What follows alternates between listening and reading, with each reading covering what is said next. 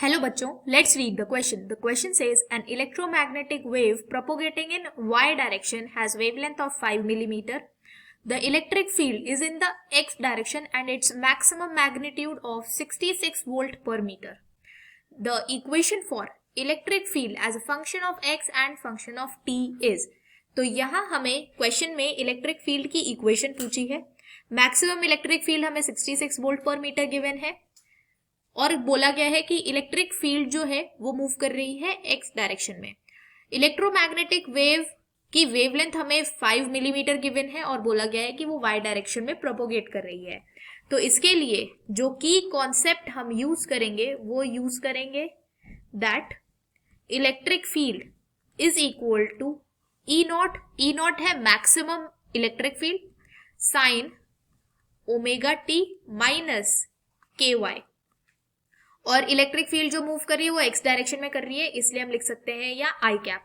हमने यहाँ y इसलिए लिखा है, हमें x और t के फंक्शंस के टर्म में इलेक्ट्रिक फील्ड की इक्वेशन लिखनी थी, बट हमने यहाँ y लिखा है बिकॉज जो इलेक्ट्रोमैग्नेटिक वेव है वो बोला गया है कि वो y डायरेक्शन में प्रोपोगेट कर रही है. तो अगर y डायरेक्शन में कर रही है तो इसलिए हमने यहाँ y लिख दिया. तो अगर अब हम यहाँ इक्वेशन में जो अनफिल्ड डेटा है वो है ओमेगा एंड वो है के. तो ओमेगा की वैल्यू अगर हमें कैलकुलेट करनी है तो हम लिखेंगे इसे 2 pi multiplied by new. New है फ्रीक्वेंसी, और फ्रीक्वेंसी अगर हमें कैलकुलेट करनी है तो वो लिखेंगे हम v is equal to nu into lambda. तो जो न्यू की वैल्यू आ जाएगी मतलब फ्रीक्वेंसी की वैल्यू आएगी वो आएगी v by lambda. Velocity of electromagnetic wave होती है 3 इंटू 10⁸ मीटर पर second divided by lambda. Lambda में 5 मिलीमीटर गिवन है तो हम लिखेंगे 5 इंटू 10⁻³ मीटर्स. तो जो फ्रीक्वेंसी आ जाएगी हमारी वो आ जाएगी 0.6 इंटू 10⁻11 हर्ट्ज. तो ये आ गई हमारी फ्रीक्वेंसी. अब अगर हम ओमेगा में इसकी वैल्यू पुट करें तो हम लिखेंगे 2 pi multiplied by 0.6 into 10⁻11 hertz. तो ये हो जाएगा 1.2 पाई इंटू 10⁻11 रेडियन पर सेकेंड. तो ये एंगुलर फ्रीक्वेंसी आ गई हमारी 1.2 पाई इंटू 10⁻11. अब हम E की वैल्यू लिखें तो E नॉट हमें गिवन है 66 वोल्ट पर मीटर साइन ओमेगा की वैल्यू आई 1.2 pi into 10⁻11 T minus K Y आई कैप. तो ये आ गई हमारी इलेक्ट्रिक फील्ड. यहां हमने 66 इसे लिखे है maximum electric field. Maximum electric field हमने लिखी है यहां 66.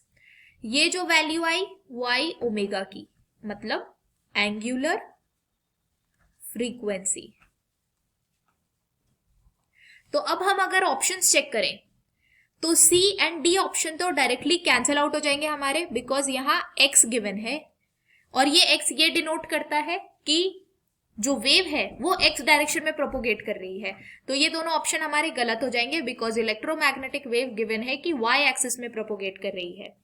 तो अब हम A और B ऑप्शन में देखें तो A ऑप्शन में हमें जो मैक्सिमम इलेक्ट्रिक फील्ड गिवन है मतलब इलेक्ट्रिक फील्ड का जो एम्पलीट्यूड है वो गिवन है 11, बट हमें क्वेश्चन में इलेक्ट्रिक फील्ड का जो एम्पलीट्यूड है वो गिवन है 66 वोल्ट पर मीटर. तो इसके अकॉर्डिंग जो ऑप्शन बी है वो हमारा करेक्ट ऑप्शन है. तो 66 साइन 1.2 पाई इंटू 10⁻11 ये हमारी ओमेगा की वैल्यू आ गई थी टी माइनस वाई बाय सी आई कैप. तो ये आ गई हमारी इलेक्ट्रिक फील्ड की इक्वेशन. तो बी ऑप्शन हमारा करेक्ट ऑप्शन है. Thank you so much. I hope you understood this well. All the best.